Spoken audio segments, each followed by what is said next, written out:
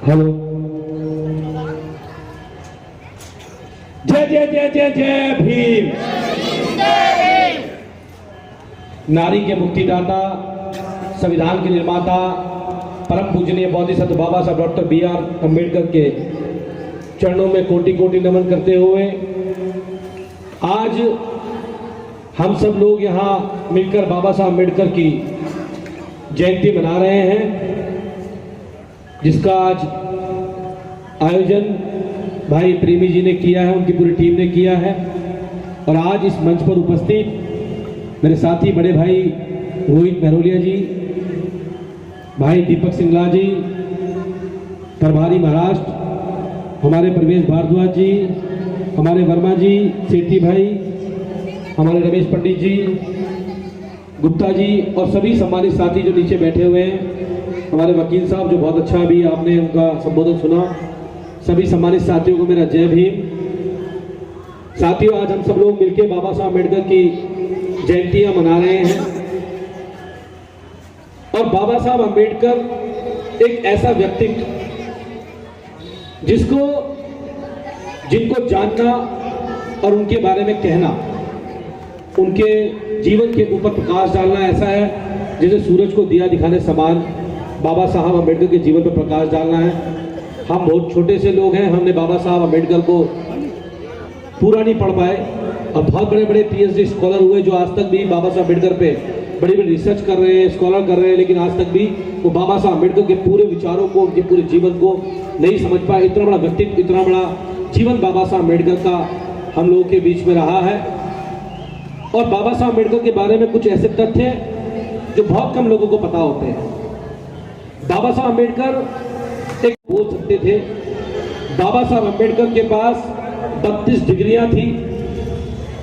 और बाबा साहब अम्बेडकर ने जब भारत का संविधान लिखा, उस संविधान में सबसे बड़ी बात एक थी। और जब भी हम बाबा साहब अम्बेडकर के पूरे जीवन को देखते हैं, तो आप बाबा साहब अम्बेडकर पूरे जीवन को देखोगे तो आप में उसमें पाओगे कि सबसे बड़ा मैसेज अगर बाबा साहब अम्बेडकर जीवन पे कोई है तो वो एक ही मैसेज है कि बाबा साहब अम्बेडकर के जीवन में बहुत छुआछूत हुई, जातिवाद हुआ, भेदभाव हुआ, बहुत अड़चने आई, बहुत गरीबी आई, बहुत बाधाएं आई, लेकिन सब बाधाओं को तोड़ते हुए, गरीबी की बेड़ियों को तोड़ते हुए, जातिवाद के पाखंड को तोड़ते हुए बाबा साहब अम्बेडकर ने देश का संविधान लिखा और बाबा साहब अम्बेडकर संविधान निर्माता बने। और ऐसा संविधान, अभी वकील साहब बता रहे थे, एक ऐसा संविधान जो इस विश्व का सबसे मजबूत डेमोक्रेसी, सबसे मजबूत लोकतंत्र देता है। एक ऐसा संविधान जिसमें हर जाति, हर धर्म, हर समुदाय, हर वर्ग की बात है और सबको बराबरी पर खड़ा करने की बात है। बाबा साहब अम्बेडकर ने अपने पूरे जीवन में अपने जीवन को केवल इस चीज के ऊपर लगाया कि कैसे इस मुख्य धारा से पीछे छूटे हुए लोग इस देश की मुख्य धारा में आगे आ पाए और कैसे वो अपने बराबरी की बात कर पाए। आज इस पूरे देश में हिंदू और मुस्लिम की डिबेट चल रही है, पूरे देश में दलित और पिछड़ों की डिबेट चल रही है, लेकिन बाबा साहब अम्बेडकर ने कहा था कि हिंदू, मुस्लिम, सिख, ईसाई आपस में है भाई भाई। बाबा साहब अम्बेडकर ने संविधान का प्रेमबल दिया तो बाबा साहब अम्बेडकर ने उसके अंदर हर जाति, हर धर्म के लोगों के, हर विषय, हर धर्म, हर समुदाय, हर भाषा, हर क्षेत्र के लोगों के लिए बराबरी की बात की। बाबा साहब ने ऐसा नहीं किया कि दलितों को विशेष अधिकार होंगे, किसी को विशेष अधिकार होंगे। बाबा साहब ने सबके लिए बराबरी की बात की। बहुत सारे लोग बाबा साहब अम्बेडकर को दलितों को चश्मा लगा के देखते हैं, उनको लगता है बाबा साहब अम्बेडकर ने दलितों के लिए सब कुछ किया है। बाबा साहब अम्बेडकर ने महिलाओं के लिए भी किया है। बाबा साहब अम्बेडकर ने हिंदू कोड भी लाकर महिलाओं को समाज में भागीदारी का अधिकार दिया, जो पिता की प्रॉपर्टी में अधिकार दिया, महिलाओं की नौकरी की बात की, उनकी मैटरनिटी लीव की बात की। तो बाबा साहब अम्बेडकर ने महिलाओं के लिए भी बराबरी की बात की, उनको बराबरी का सम्मान देने की बात की। आज बहुत सारी सरकारें बोलती हैं सम्मान दे रहे हैं, लेकिन सच सम्मान तो बाबा साहब अम्बेडकर महिलाओं को सम्मान संविधान में देके गए हैं। हर सरकार को संविधान को लागू करने की जरूरत है, उस संविधान के उस चीजों को, अनुच्छेदों को इंप्लीमेंट करने की जरूरत है। और बाबा साहब अम्बेडकर ने कहा है, बाबा साहब अम्बेडकर के जीवन की जो मैं बात कर रहा था, वो सारी बेड़ियों को तोड़ते हुए एजुकेशन के माध्यम से ऐसा मुकाम हासिल कर गए कि आज पूरे विश्व के अंदर डॉक्टर अंबेडकर विश्व के इकलौते ऐसे आदमी हैं जिनकी पूरे विश्व के अंदर जयंती आज के दिन मनाई जाती है। बाबा साहब अंबेडकर ऐसे व्यक्ति हैं जिनको अमेरिका सिंबल ऑफ नॉलेज कहता है, जिनको यूएसए कहता है कि बाबा साहब अंबेडकर को सूर्य की उपाधि देता है। वो ऐसा इकलौता व्यक्ति बाबा साहब अंबेडकर का इस देश के अंदर है। और मैं तो कहता हूं कि वो लोग और थे जो वक्त के साँचे में ढल गए, वो लोग और थे जो वक्त के साँचे में ढल गए, एक भीमराव थे जो वक्त का साँचा बदल गए।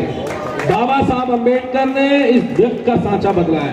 बाबा साहब अंबेडकर ने कहा था, जब संविधान सभा से बाबा साहब निकले और उन्होंने हम लोगों को वोट का अधिकार दिया, तो बाबा साहब अंबेडकर ने कहा था कि आज मैंने रानी की पेट का ऑपरेशन कर दिया है, अब रानी के पेट से राजा पैदा नहीं होगा, जनता के वोट से राजा पैदा होगा, जनता के मत के अधिकार से राजा पैदा होगा। वो डेमोक्रेसी बाबा साहब अम्बेडकर हम लोगों को देके गए, वो वोट का अधिकार हम लोगों को देके गए। और आज भी अगर दलित पिछड़े बहुजन समाज के लोग अपने वोट का सही प्रयोग करेंगे तो बाबा साहब अंबेडकर को सच्ची श्रद्धांजलि देने का काम करेंगे, तो विचारों को आगे बढ़ाने का काम करेंगे। तो आज बाबा साहब अंबेडकर के सपनों को अगर पूरा करने का काम किसी ने करा तो हम कहते थे कि बाबा साहब का मिशन अधूरा, काशीराम करेंगे पूरा।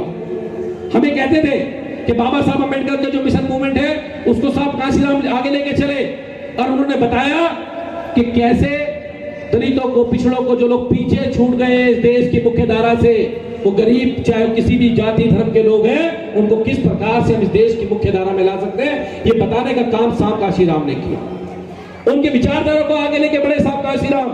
लेकिन आज मुझे कहते हुए ये खुशी हो रही है, ये बताते हुए खुशी हो रही है कि आज अगर बाबा साहब अंबेडकर को के जीवन को, बाबा साहब अंबेडकर के सपने को पूरा करने का काम कर रहा है, तो वो आप लोगों की सरकार, दिल्ली की सरकार, अरविंद केजरीवाल जी की सरकार है। तो हम आज कहते हैं कि बाबा साहब का मिशन अधूरा, केजरीवाल करेंगे पूरा। बाबा साहब का मिशन अधूरा, केजरीवाल करेंगे पूरा। और करेंगे नहीं, करने का काम किया केजरीवाल साहब ने।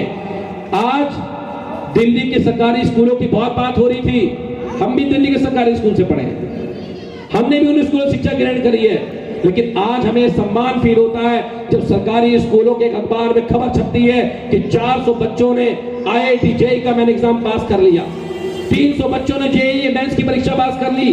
वो सब किसके बच्चे हैं? वो सब हमारे बच्चे हैं।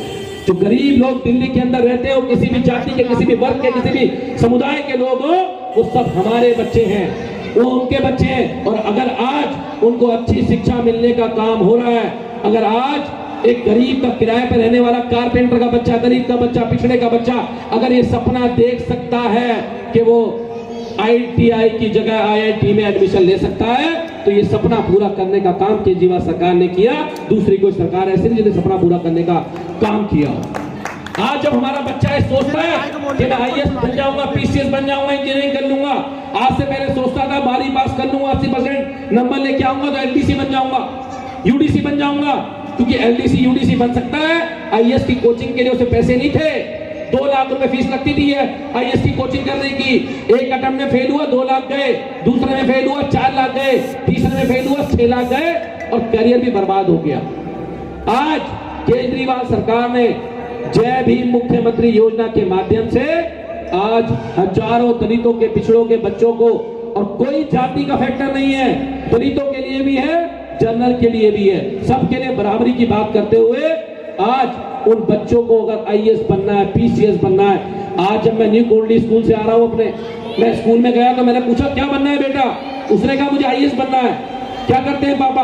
उसने कहा मेरे पापा हम किराए पे रहते हैं, मेरे पापा टेलर का काम करते हैं। एक टेलर का काम करने वाला का बच्चा जो किराए पे रहते हैं, जो महीने का किराया भी नहीं दे पाते होंगे, अगर आज वो 11वीं क्लास में होने के बाद ये सपना देख रहा है कि मुझे 12वीं क्लास के बाद IAS की कोचिंग करनी है, तो ये सपना दिखाने का काम उसको केजरीवाल सरकार ने किया कि उसको पता है कि अगर केजरीवाल सरकार है तो मैं IAS IPS की कोचिंग भी ले सकता हूं और पढ़ाई करके IAS बन सकता हूं। ये सपना बुनाने का काम, वो सपना दिखाने का काम आज केजरीवाल सरकार ने किया। और